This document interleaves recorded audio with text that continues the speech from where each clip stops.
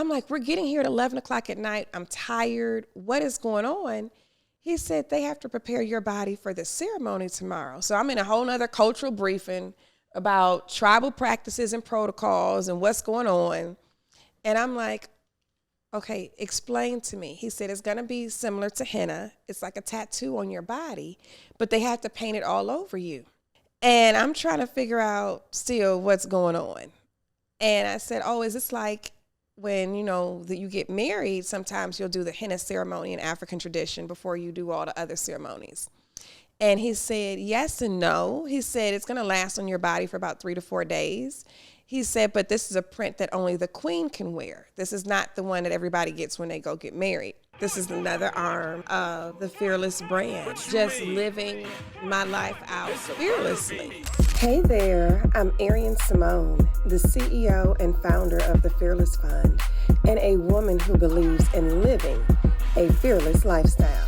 Through this podcast, you'll get to hear stories of the time I've spent in Africa, being crowned as an Ivorian queen, fighting a battle that can affect millions, but also the stories of our special guests who are living legendary.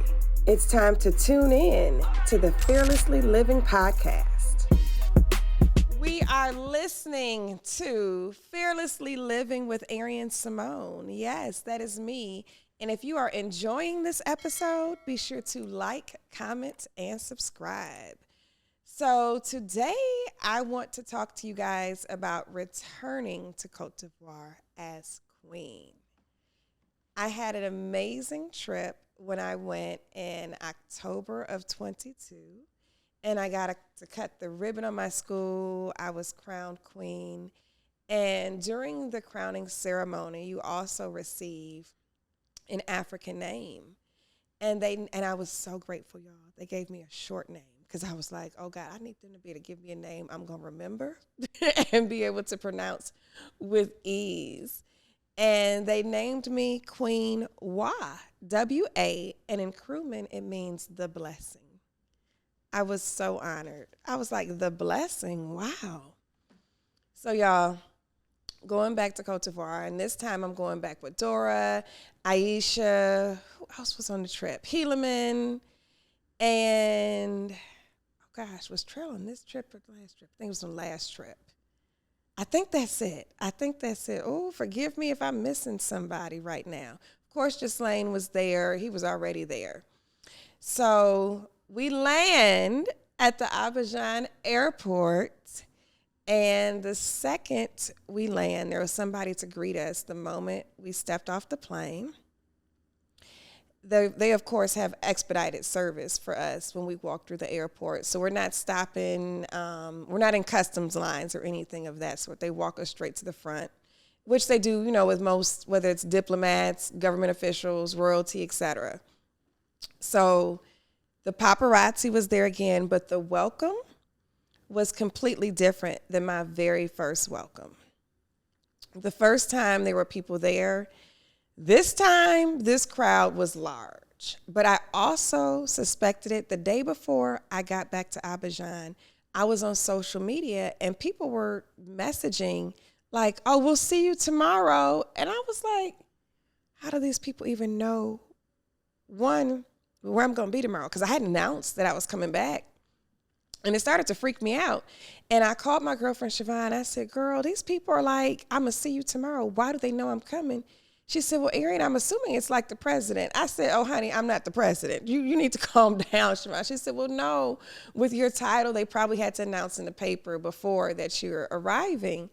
And she was correct. So when we got out there were dancers, there were drummers. I was greeted with a new crown. I was greeted with flowers. It was so overwhelming to see all these people outside just to welcome me back to Abidjan. And I had a moment afterwards when I saw the pictures from that day. I didn't even realize people were out there with my face on their T-shirts. But when I was going through the pictures, I saw it. I was like, wait, who was that on their T-shirts? I said, oh my gosh, that's me. I'm on your shirt. So that was something different. And they were screaming, crying, hollering, all of it. And you just have to take all of that in to think that, oh my gosh, God has given me this position of influence, and just honor that I never even imagined. Now, you guys, when I used to go to Africa before all of this, I used to show up in like royal garb, what I thought was royal garb. I would have my head wrapped sometimes, had on these big African ball gowns made by African designers, y'all. You can catch photos of me on my IG when I used to be in Africa way before I got crowned. I mean, like way, way before. And I was like, shoot, I'm going to the motherland. I just always wanted to feel like royalty there. But to come back to actually be royalty, I was like, oh my gosh, this is like a dream come true. This is so unreal. And mind you, you're watching this experience and listening to this experience of an American girl becoming an African queen. So you're hearing it through my lens as an American versus somebody who was either born in lineage or married into it. And you guys will hear, if you listen to the other episode about me going to Cote the first time, you'll understand how I also just view this as probably ancestral. So fast forward. Oh, y'all, I got to tell you about Carter. Everybody on their phones. Talking about we're listening. Carter Reese. I have to pause for a moment before I get into this trip. Told y'all about this amazing greeting. And Carter Reese, you guys, is my, I guess you would say, nephew. This is my best friend Kelly's son. She has two sons, Chase and Carter. Carter is now 10 years old, but when Carter was 2 and 3, he told me, Auntie Arian, you're an African queen. Oh, Carter is prophetic. He's something else. And he said, so I kind of like listened. I said, well, of course I am. I'm thinking he's just speaking. But when I started to take him seriously, I said, is your mother one? Now, mind you, Kelly is a black woman too. So I said, is your mother one? He said, no. He said, but it's okay. He said, but you are. And that's when I was like, what is this kid talking about? Because every child loves their mother. And I'm like, he's a young boy. Of course he loves his mommy. And I said, Kelly, you know, he's telling me I'm an African queen. But the thing was, he was consistent. This wasn't something he said at 2 and let it go. He said it at 3, 4, 5 through the years. I remember even one time at 5, we were at Top Golf. Me, him, and his brother, I was just taking them out, hanging out for the day. And the waiter got snappy with me. And he checked him. He said, sir, you can't talk to a queen like that. And I was like, what? And he was like, no, my aunt, she's an African queen. He was like, you can't talk to her like that. And the waiter got himself together because, mind you, this is a 5-year-old addressing him. So there were instances like that, and they just kept happening and kept happening. So lead up to when I actually find out that I'm going to be crowned an African queen, I called Kelly and I said, girl, I said, you're not going to believe what I'm about to tell you. And then I told her, and I said, but how do I explain this to Carter? Because he thinks I'm already one. I did not know that I was on speaker and that he could hear me. And he said, I have been telling you for years. He said, and I told you just last month I had 30 days to get the palace ready. You were not listening to me. Literally, I even have text messages where his father was like, Carter's running upstairs. Somebody's got to get Auntie Arian's palace ready in 30 days. What is wild is it was 30 days before I got crowned when he kept saying that. I know. Carter Reese. Back to the trip. Greeted at the airport, Abidjan. Overwhelming. Very much so. If you have a question for the Fearlessly Living with Arian Simone podcast show, be sure to get on the website, submit your question. If you would like to be a part of our community, please join us, because guess what? You have an opportunity to be on the show. Now back to today's episode. I'm going to somewhat fast forward through this story. Again, you got to catch the documentary because this trip is what was filmed for the documentary. So you'll be able to see this trip step by step. So, like the producer of the documentary was there, Michael Jabba, the whole crew, Vidal, just it's so many people there. So we're filming this, and you guys, we were having the time of our lives. And Rishu, you guys have got to meet Rishu. He works for the Whitley Agency out in Africa, but he has so much energy. So my account is one of the accounts he works on. I'm trying to think of which event to talk to you guys about because this trip was loaded back to back to back. I'm just going to go straight to the village. Y'all, there's a situation where we had to drive. It was like a 10-hour journey, which was not the plan. We get to the airport to fly to Dawa. And we have to go through San Pedro, and then we drive to Dawa. And they're like, the flight has left. I'm like, what do you mean the flight has left? I'm like, we're on a VIP list. And this is impossible that the plane just up and left us. Well, the flight got moved up, and we're all the way in Africa. And Sabrina did let us know because she's back in Texas, who was handling all the travel arrangements. So we were notified because I'm like, we're on a dignitaries list. This is horrible. They just going to leave us? I'm like, it's like 20 of us. They had to know they were missing 20 people, but they did notify us. We just did not receive the information in time. Nonetheless, we drive out there. We get back to Beta Serenes, and I'm hugging everybody, and I'm just so excited to see everybody. And I'm like, okay, they're with my program. And we get to the hotel. And Ghislaine says, Arian, the village women are here. And I said, for what? He said, they have to prepare your body. I said, prepare my body? I'm in the land of the living. Like when you hear people talking about prepare the body, that sounds like as if somebody's at a funeral or something. I'm like, prepare the body? I'm like, we're getting here at 11 o'clock at night. I'm tired. What is going on? He said, they have to prepare your body for the ceremony tomorrow. So I'm in a whole nother cultural briefing about tribal practices and protocols and what's going on. And I'm like, okay, explain to me. He said, it's going to be similar to henna. It's like a tattoo on your body, but they have to paint it all over you.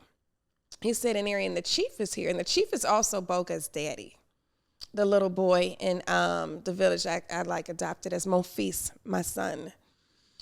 And I'm trying to figure out still what's going on.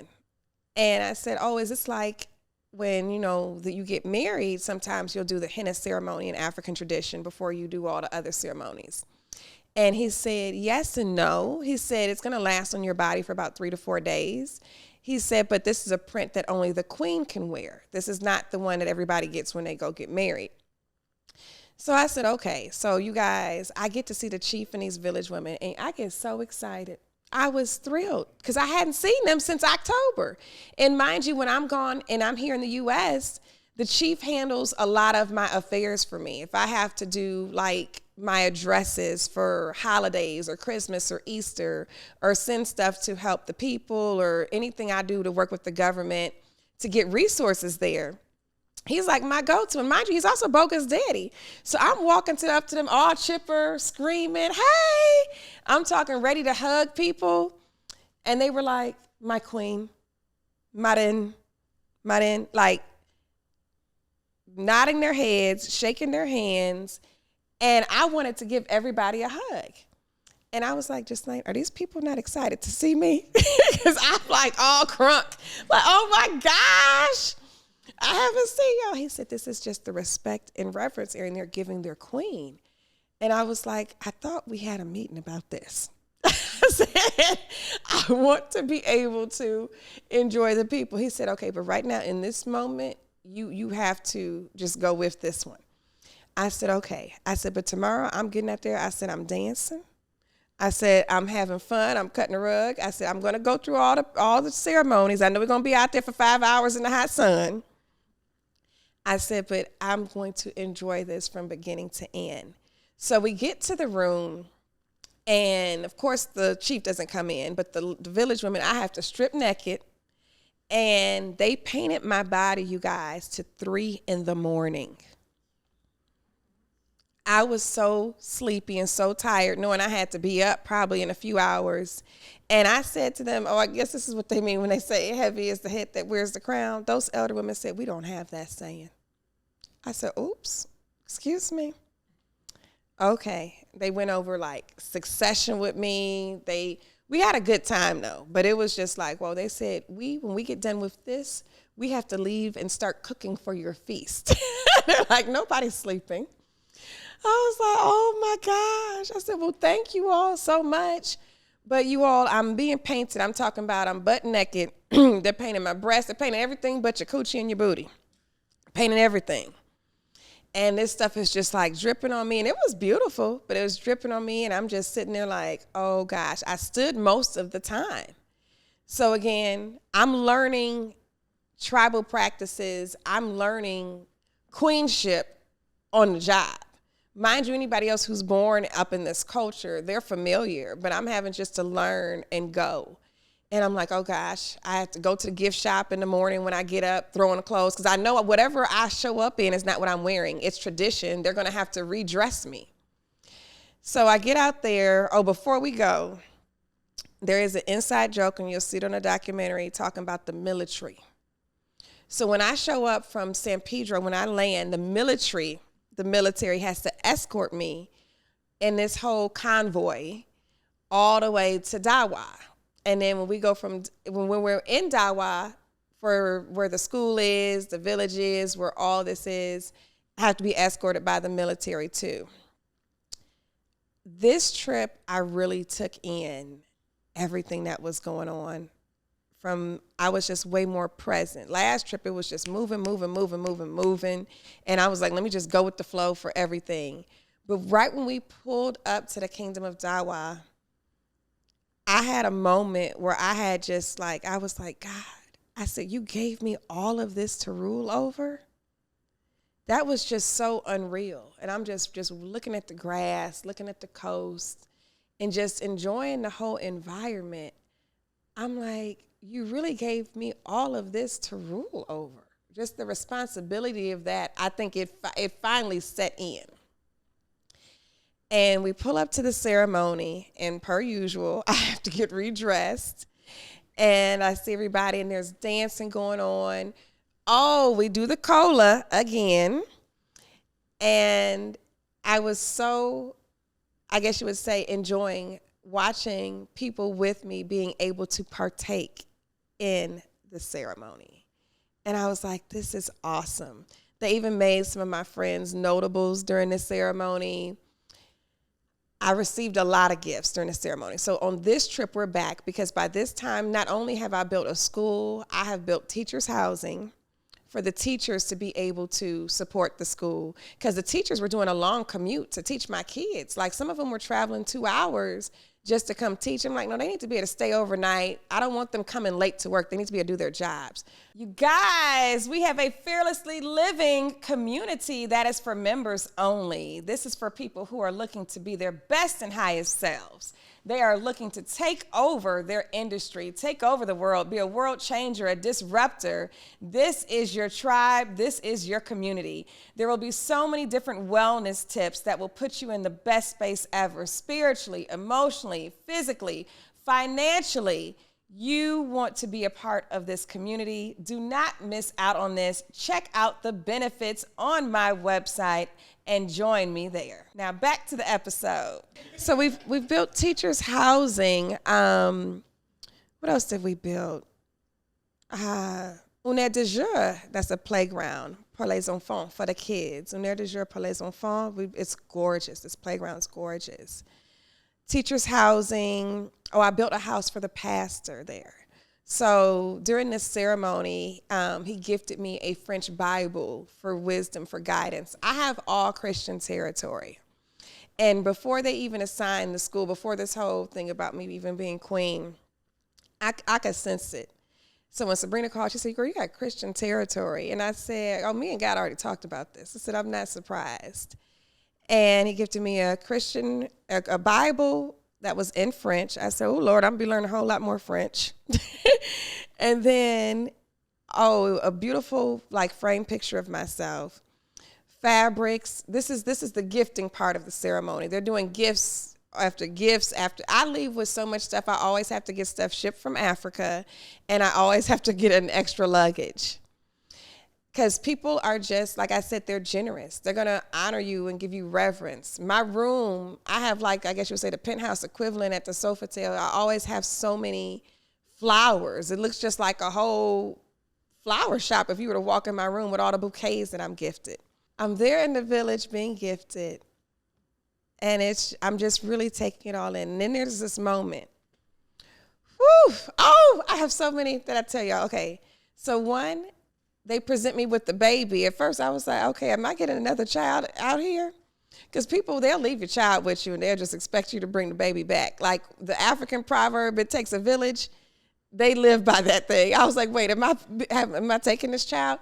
They were like, no. They were like, her name is Arian. I said, oh my gosh. They said she was giving birth. Her mother was giving birth to a dude. At the same time, a ceremony was being held in my honor. I had gifted the ladies that had the cassava business a business grant, because it's just what I do as a venture capitalist and working in the space of just finance and racial equity. So when they came with their request on the first trip, I knew I was going to be able to grant them their request. So I got them a business grant. And during that time, they did this whole ceremony for me. Mind you, I'm in the U.S. during this ceremony, but it was still held in my honor. They sent me photos and videos. One of the ladies that's part of the cassava business, the women's co-op, she goes into labor during the ceremony they were having in my honor, and that's why she named the baby after me. And this is a cutie patootie baby. I was like, oh, that's so sweet of y'all. I was just like, this is too much. So that happens. The pastor brings his gifts. I'm leading up to the gift that just took me out. Then they gifted me with this commander's chair. They said the queen sits here and she makes her commands from this chair. I'm like, oh gosh, what am I commanding? We all wearing green on Tuesday. I'm like, what am I commanding? I said, oh my gosh. And even my commander's chair, you guys, it's at the chief's house right now because he got so nervous. He said, what are we going to do with her chair? Do I touch this? I was like, oh, you're going to have to touch it because I'm going back to the U.S. It's got to go in your house. So this is the gift, you all, that took me out. And I talked about it on social media. So I get this, they're speaking French, mind you. So I didn't even catch the beginning. And I see everybody just go, wow.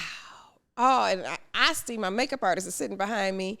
And I looked at Ghislaine and he said, this is your land. And that took me out. I didn't cry then. They had gifted me, you all, oceanfront, beachfront land.